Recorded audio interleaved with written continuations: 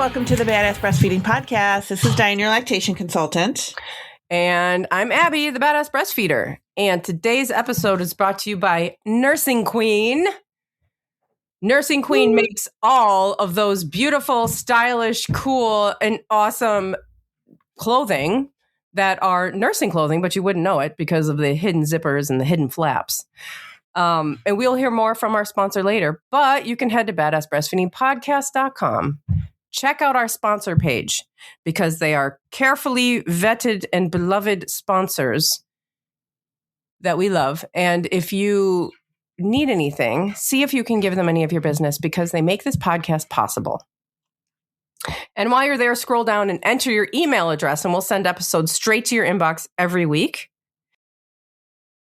And we are on Patreon, and Patreon is our new and improved home of Revolution Parenting that we are revamping and bringing back. Revamping as in it started and stopped a couple of years ago. And it is our own personal form of revolution to bring the world kinder and more gentler human beings by starting at home with more peaceful parenting. We would love to talk about that. We're going to talk about that, and you can hear that at Patreon while you're supporting the podcast. Even at the very basic entry level tier, you gain access to Revolution Parenting. And then there are perks at the next level, like goodie bags sent to your house every month. But head to the link at the top of the show notes under this episode, wherever you're listening from, and see if any of those tiers look good to you. And we are still hosting our ongoing giveaway for people who leave reviews around the internet, like on iTunes or Spotify or whatever podcast app you're listening on. If you can leave a review there, take a screenshot and send it to us. Also, if you share the podcast on your Facebook or Instagram or TikTok or whatever, helping us get the word out about the podcast, take a screenshot, send it to badassbreastfeedingpodcast at gmail.com, and we will send you a goodie bag of thank you for nursing in public cards, podcast stickers, and now Dianne, who's our review of the week. This is love your show. Truly my favorite breastfeeding and motherhood podcast. You are both so funny, relatable, and honest while having information backed by real data and experience. I recommend it to everyone I possibly can and can't wait to hand out my first thank you for breastfeeding in public card. Yay. I know. And you will have those to hand out, or like Abby said, leave around if you send us your address along with your review. But that's lots of fun to be able to do that. And thank you so much for sending that in for us, because people always tell us that we're funny, and I don't know where that comes from, but I don't know that we're funny. Are we funny? I think we're funny sometimes. Are we funny sometimes? Yeah. Okay. Well, good. I'm glad we're entertaining, because sometimes I'm like, geez, I don't want to be boring. I don't think we're boring. Good. I'm glad. I've heard boring podcasts, and I don't think we're one of them. Yeah, I have too. I don't know. People have different tastes, but I don't know. I think that, I think that we can be funny. That certainly the last episode with that, this wasn't necessarily intended to be funny, but the whole dilation of the eye thing was so funny. If you don't know what I'm talking about, go back and listen to Monday's episode. Yeah. Today's episode, we're going to talk about breastfeeding tools. And we talked about this like ages ago, and I should have probably listened back to it again and didn't, but sometimes you need something specific to help the baby with breastfeeding. And sometimes you don't need anything to help the baby with breastfeeding. But there's things out there, and I think to be aware of like kind of what they are and what they do and how they help you can be helpful. I remember I think it was when I worked at the hospital, somebody came in with this basket full of stuff, for breastfeeding that somebody had given her, like at her baby shower or something. And it had everything like nipple bombs and nipple shields and like everything you can imagine is in there. And I'm like, whoa, they're expecting you to have like some issues. These people, like, they sent you everything, shells and like all the things. So I was just like, oh my God, you don't need all that stuff. Yeah, because it's like we also don't understand breastfeeding. So it's like, oh, here's a breastfeeding thing. I know that this person's breastfeeding, so I'll just buy this for her, even though that's something for a very specific issue, which would be you would use on advice of a professional. Yeah. Not just like automatically. Right. Which is so funny. But for some reason, like we like to have stuff. We do. Yeah. People plan baby showers and it's like, well, what should I bring? I know what you should bring. A gift certificate to a consultation with Dianne. Yeah, absolutely. That would be very useful. And some diapers. That's it. Yeah. Diapers are always good. All you need. But the first thing that I want to talk about is like, let's talk about a breastfeeding pillow for a minute. Did you use a breastfeeding pillow? I used a boppy. You used a boppy? Which is not a breastfeeding pillow. It's not. Yeah, it's not. And people think it is, but it's really not. So you were today years old when you found out that the boppy is not a breastfeeding pillow. Yeah. It's not even a great idea to use it as a breastfeeding pillow because it curls inward. It does. And it's kind of like your baby's getting smashed in there. Kind of like and it's face down. And the other thing with it, it's like that crescent shape. So it kind of, and you still have a baby bump. So it kind of doesn't really sit flush to you very well. And the baby can kind of like not really sit in there. I don't know. Sometimes they can be awkward. They fit well for football hold. They fit great because you move them to the side. And that fits great. But that's the number one go-to is the boppy. Yeah. And sometimes if it's not working for you, try something different. Like if you're trying a boppy and you're like, oh my God, I don't like this, or this isn't working very well, or the baby's not positioned well, and I can't get the baby positioned well, try something different. You don't have to have a breastfeeding pillow. I remember I told somebody that one time and she was like, you don't? And I was like, no, you don't need one to breastfeed. Like, you don't have to have it. You could have, I had somebody the other day, they was just using a bed pillow. Some people don't use anything at all, but it is important to have something to kind of support the baby. You know, my parents that don't use anything at all are usually very seasoned breastfeeding parents. It's like their third baby and they're like, no, I don't bother kind of thing. And then I have my first timers who are like, well, how am I supposed to breastfeed in public? I got this pillow. I got this, like all this stuff. Like what happens, with that?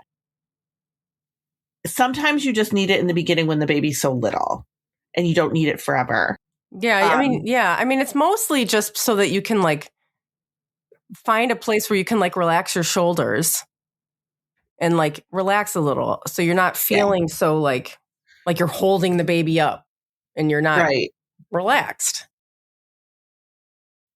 There's so many pillows, like the Breast Friend pillow. Like, we're not receiving money from this company or anything, but that's a good one if you are looking for a very specific breastfeeding pillow. And that is because it is very gives you support. It wraps around your back. It supports the baby because it is very sturdy. So some of the boppies can be a little bit more squishy and they just don't adhere well. But find what works for you. It could be a couch cushion. It could be a couch pillow. It could be a bed pillow. It could be blankets rolled up. It could be blankets folded up and just put the baby on that. I used to wear, the Moby wrap. It's that kind of stretchy thing that you wrap around. Yeah. I like those. When I was in public, I don't know if I'm going to be able to make this visually acceptable, but so you know how you have them in there and the legs are kind of out of each side. I would take one of the legs and put both legs out of one side and then head out the other side, like the baby's like horizontal. Oh yeah. And then hold, like I like literally when I was in public, not I wouldn't fall asleep like that. I wouldn't leave the baby unsupervised, just like randomly like that. But it would help like breastfeeding in public when he was smaller, where I could I would still have my arm like kind of under his head and cradling his head, but it would hold his weight. Oh yeah. And it was just like kind of a nice like extra support when I didn't want to bring a pillow around or, just to hold his weight. Yeah, that's a good idea. And that's not at all the approved way of using a Mobi. This is like, it's like a MacGyver hack where you have to keep an eye on your baby. Yeah, for sure. But no, that's a good, like, a lot of people will breastfeed in a carrier, find a way to do that, and the baby's, kind of supported by that carrier. Yeah. Oh, yeah. Definitely. Yeah, breastfeeding in a carrier is amazing and perfect and totally should know how to do that. Yeah, for sure. The next thing is the nipple creams. People love to have the nipple creams. Mm-hmm. But the truth behind them is the more ingredients in it, the riskier it is. So, and not risky for the baby, it's risky for you because those things can cause like skin irritation. Mm. So and you might not realize, especially for somebody with sensitive skin, it can cause some skin irritation. So use them sparingly. Better yet, you could just use your own milk because that helps if you have sore nipples. Olive oil, that helps if you have sore nipples. Like you can get just things that you have around the house and that will work. Things like olive oil. Some people use coconut oil. Some people say don't use it because of risk of allergy, but a lot of people use it and have no problems with it. Mm-hmm. But you don't, the moral of the story is you don't need anything fancy. And if you're having nipple pain, you have to address that. You can't just rub some lotion on it. Like you have to figure out what is causing this nipple pain or nipple breakdown and figure it out. Lanolin is probably the most popular, although it shouldn't be. That can cause allergy as well, an allergic response, especially if you're somebody who's allergic to wool. So be careful with lanolin. And the research that was done with lanolin shows that it's like not necessarily any better than just using your own milk. So you can absolutely just rub some milk on it. Like we always say, rub some milk on it. Cures everything. Yeah. So breast pads are another thing that people really like to use. And they can be really helpful. It can be a really helpful tool to have if you're somebody that leaks. Mm-hmm. If you're not a leaking parent, you might not need to use them. There's disposable ones. There's ones that are not disposable. They're like made, like nice out of nice material. They're, washable. I have heard, I don't know if this is true or not. If you have a preference, you can always email us and let us know what you think. But I've heard that the ones that are not disposable, the ones that you can wash, the reusable ones, the reusable ones are not as absorptive. But I don't know if that's true or not. But either way, if you need them, it probably won't be for very long because leaking tends to stop after a little while. Like you don't leak for the whole duration of your breastfeeding life. So go ahead. If you do leak and you leak a lot, you might consider one of those milk collector systems instead of, you're probably going to need breast pads anyway for certain situations, but if you're leaking a lot, they make those breast collection things where you put it in your bra or your tank or whatever, and it just collects the milk, and then you have extra milk. Yeah. Yeah, you could just do that too. That's awesome. if you're just hanging around your house, because you can see that those like, kind of bulge out a little bit, but those are a great thing to use for sure. All right. Breast pumps. You might not think of breast pumps as a tool, but they are. Oh, yeah. Like some people think of them as a necessity, but they're just another tool to use for your breastfeeding world, right? Like you need them. Obviously, if you're a parent that's going back to work, you're going to need a breast pump and you're going to need a good breast pump. So you want one that's like a good double electric pump. If you're separated from your baby, if your baby's hospitalized, you want a good like hospital grade pump, one that is durable, one that's got good suction to it. If you're just pumping for here or there and you don't need anything like super fancy because you just want a bottle for every now and again, if you're not home, you don't need anything like, you don't need to have anything super fancy. You don't need to go overboard and get this super fancy pump. The wearable pumps are all the rage now, but I will tell you that wearable pumps, a lot of people will report that their suction isn't as good. I really think a lot of that depends on the breast shape and size of the person that is using them too. Mm-hmm. But I would not use one of those to establish a milk supply. So if you're somebody who you're trying to like establish your milk supply so that you can return to work, you've got milk for, you're trying to feed a baby and pump for a baby and do all this stuff, I would not use a wearable pump for that. So really kind of consider a wearable pump as being like a secondary pump, and go with it that way. But some people are getting them as the only pump that they have. Yeah. And that's not the right choice to make. I mean, if you don't need, like I said, if you don't need a lot of milk, if you don't need to really worry about pumping that much and you want to just get a hands-free pump, whatever, then go ahead. But if you are looking to really build a supply because you're returning to work, I would not do a hands-free pump, a wearable I feel pump. like they could be useful. Like if you're like, now people like to multitask, which isn't always Diane's favorite thing. I know. Like pumping in the car. Like people like to pump in the car or on the way to work or like on transit or whatever. Like that could be kind of a useful thing there.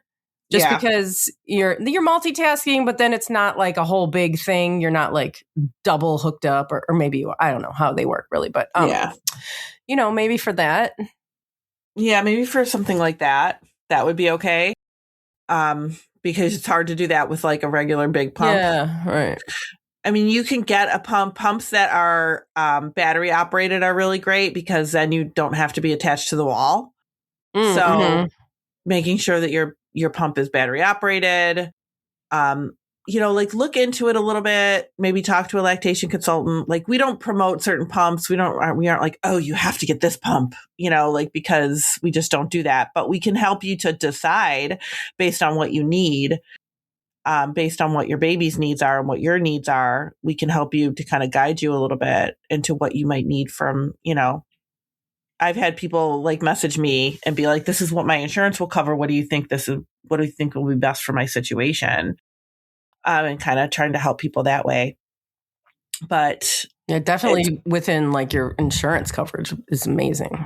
Yeah. Yeah. So that's really cool too. We should take a break. Oh, shoot. Oh, we should. Yeah. I'm just talking away. That's all right. We'll take a break and we'll be right back with more breastfeeding tools. Today's episode is brought to you by Nursing Queen. This brand is a game changer for breastfeeding moms. If you want to be stylish and have fun clothes that do not look like your typical nursing clothes, they also make life so much easier when you're traveling or running errands or when you're pumping at work. You can be both stylish and functional with their tops and dresses that are designed with hidden access for nursing and pumping. So you don't have to lift up your shirt or completely undress in order to feed or pump for your baby. The sweatshirts are perfect for cooler weather. They have different clothes for all of the weather, different types of weather, and the tops and the dresses as well. If you need to wear something a little more formal for work, I highly encourage it. All the orders are designed, packed, and shipped from their warehouse outside of Tampa, Florida. They just dropped all their new styles for winter. They might even be coming out with some spring stuff. So check it out at nursingqueen.com. That's Nursing Queen, like all y'all. And don't forget to use code BADASS for 10% off of your order. And all of our sponsors and the promo codes can be found in the episode under the show notes, wherever you're listening from. And also over at badassbreastfeedingpodcast.com, where you'll find all of our other episodes, our favorite resources page, and information about scheduling your very own one-on-one online lactation consultation with Dianne. And did I say in this episode yet about photos, wanting photos? Not in this episode. I don't think I did. No. I'm always looking for breastfeeding photos and little short stories, or just the photo itself to share on social media. If you're comfortable with that and you have some photos, I would love to share them. You can send them over to badassbreastfeedingpodcast@gmail.com. And thank you very much. Thank you. Storage bags. You can store in whatever you want. Like some people use storage bags. Some people use ice cube trays. Some people use bottles. Like you can store in whatever you want to. Of course, bags are easiest and store easiest, but there's no like right or wrong way when it comes to that. Like you can, as long as you're making sure that you're writing like the date on it and when you like the date you pump the milk and how much is in the bag and, like all that stuff, your name, if your baby's going to like a daycare situation so that you've got it. But check with your insurance and see if they will cover that stuff. Cause some insurance companies will cover things like that, or they'll cover like new flanges if you need new flanges and parts for your pump. Sometimes insurance companies will cover all of that stuff for you. So check with them and see if they will cover it. Now, other kinds of things that you might need is like we mentioned nipple shields, and nipple shields are they're a clinical item. They're not something that it's like, oh yeah, everybody's going to need them. They should be used for very specific reasons. And one of the reasons is like preterm babies tend to do a little bit better with nipple shields. Babies who might be having a hard time with feeding tend to do a little bit better with nipple shields if they're having a hard time latching, getting their suck, swallow, breathe coordinated, getting themselves together. Like that can be a nipple shield issue. If they have a tongue tie and they're causing a lot of problems as far as pain and nipple damage, that can be nipple shield issue as well. And what nipple shields are is they're like a very thin silicone cover that goes over your nipple. It's got holes in it so that the baby can latch to it and draw the milk out.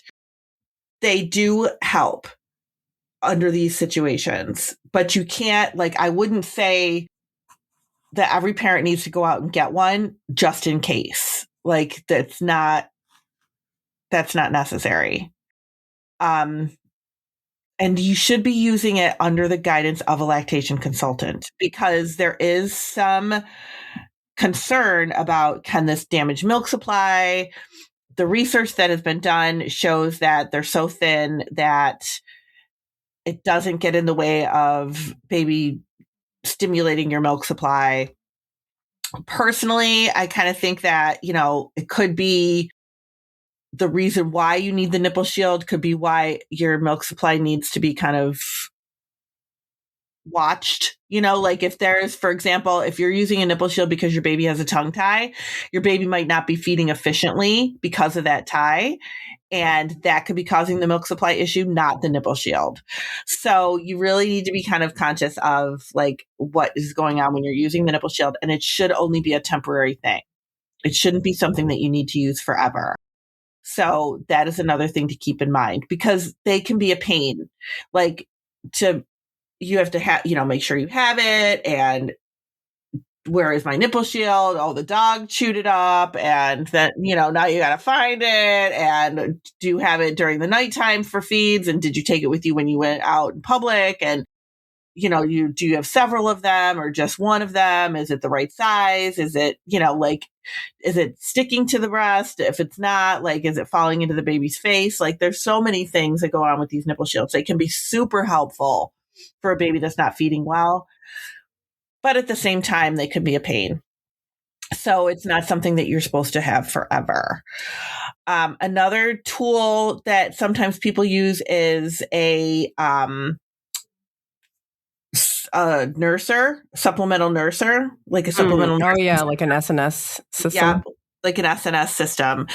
And this is another thing, or a syringe and tube, like a tubing system that goes into. Usually people use a tube with a nipple shield and the tubing is attached to like a small bottle type thing.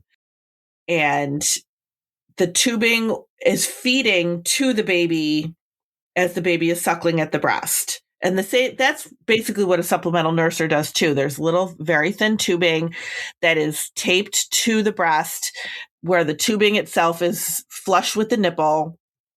And the baby latches to both the nipple and the tubing. And when they nurse, they're getting milk from the tubing and they're getting milk from the breast. This is a great way to supplement because if you need to supplement a baby, if we're teaching them how to breastfeed, because it can get everything done at once and then you're using the breast and you're not using a bottle. And that way you don't have to be like, oh, we just nursed for 10 minutes. Now I got to give a bottle because the baby needs a supplement. And this way you're doing everything at the breast. So in that way, it's really nice, but that can be a lot. It can be overwhelming for parents to be using these things, all this stuff, so it can feel a little bit overwhelming. So definitely make sure you're working with a lactation professional when it comes to something like this, and they can help you. And I've seen people use an SNS system very, very successfully. So if it is something that you're interested in doing, if you're in a situation where you are supplementing your baby, you need to get their weight up or whatever the situation might be. Maybe they're a preterm baby, maybe they're, a full-term baby, but they're not gaining weight well, and you need to supplement them, and you just want to do everything at the breast. You don't want to do bottles. This is a great alternative for you, but it can feel overwhelming to have all this stuff that you're trying to feed the baby with. So work with a lactation professional for stuff like that. If you were speaking of supplementing, if you have to supplement, you can use different things for that. If you don't want to do a bottle, you can use a cup. A cup is a really good way to supplement. You can just use, you could use a little medicine cup or a little, one that comes on the top of a cough syrup bottle, I have those. I save them. Do you really? Whenever we have empty of, not that we're constantly downing medicine. Although, I guess maybe sometimes we are. But whenever the bottle is empty, I keep that little cup because it's useful for different things. Yeah, they're useful. So that can be really useful. And babies, regardless of their age, can use one of those. So it is really useful. And they have to use the same kind of muscles that they do for breastfeeding to cup feed, whereas they don't do that with bottles. So cup feeding can be a really great way to supplement. Again, make sure you have a lactation consultant that is helping you or has kind of taught you what to do with it. A syringe, some people go to syringes instead. Syringes are fine if it's a small amount and you're just kind of giving them a small amount to supplement them with, or maybe to get them started with breastfeeding. And you just need to get a little bit into them because syringes only hold I don't know, 10 mLs or something like that. They don't hold very much. Right. But they can be, those can be helpful if you just need to do a little bit.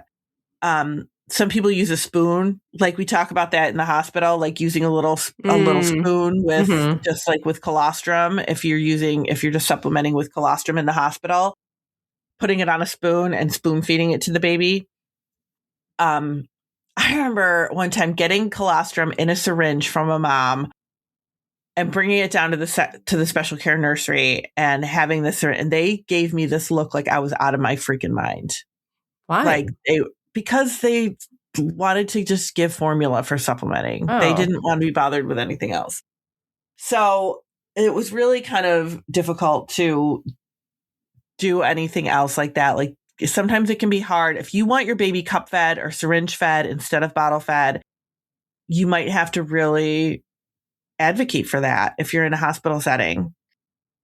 Because some nurses, some medical professionals just aren't comfortable using alternative feeding methods. It's so annoying how much advocating we have to do for ourselves when we've just had a freaking baby. I know. I know it. Yeah. It is really frustrating. Some other things that you would like, a good breastfeeding tool would be a really good pumping bra. And I know Abby talks about that a lot. Like if you're a pumping parent and you are going to be pumping several times a day, maybe you return to work, maybe you chose to pump instead of direct breastfeeding, maybe you chose to exclusively pump, a good pumping bra is going to be necessary for you. And that is going to be that's really helpful. A good nursing bra, like we've been talking about different nursing bras and stuff like that over the course of our podcast. So you can definitely get good nursing bras out there. Don't get anything like cheap. Get a good nursing bra, like splurge and get a good nursing bra for yourself. Yeah, because it's going to fall apart and you're going to end up having to buy another one. And then you're going to end up spending the same amount of money if you would have just bought a good one to begin with. Yeah. So just get a good nursing bra. It's worth it. It is worth it. Pumping is hard. Yeah. Just like make it as easy as on yourself as possible. Yeah, absolutely. And do you have any other tools that you would like to talk about? Oh my God, I'm on the spot now. I don't know. I mean, I don't know. Is a carrier considered a tool? Oh, that's a good one. I am a huge advocate of carriers and figuring out how to nurse in a carrier. And you don't have to figure it out on your own. You can Google stuff. I have this thing on the Badass Breastfeeder, thebadassbreastfeeder.com. It's like I've talked about this before, become a badass public breastfeeder in 7 days or something. Oh, yeah. One of the days is about baby wearing, and there's videos on there on how to nurse in various types of carriers. So that's the biggest thing for me. Yeah, that is really important to have a good carrier, something that you can, and learning how to nurse in your carrier is a really good tool to have in your back pocket. Things that something that you don't need, and I know we've talked about it a lot, is the apps. You don't need to have anything to track your breastfeeding. I mean, if there's a situation where the baby's not gaining well, and we really need to make sure, like, how many times are you feeding the baby? We really need to make sure that we're getting certain amounts of feeds into the baby and stuff like that you should be working with a lactation specialist with anyway. You might be asked to kind of keep track of them. But if your baby is feeding fine and everything is going fine, you don't need to be tracking every single feeding. Like, that is just going to give you more anxiety. Just trust yourself and your baby and feed on demand and just feed your baby. And that is really all you need to do. But that's kind of it for tools. That's the bottom line. Perfect. Thank you for listening. Thank you. Bye. Bye.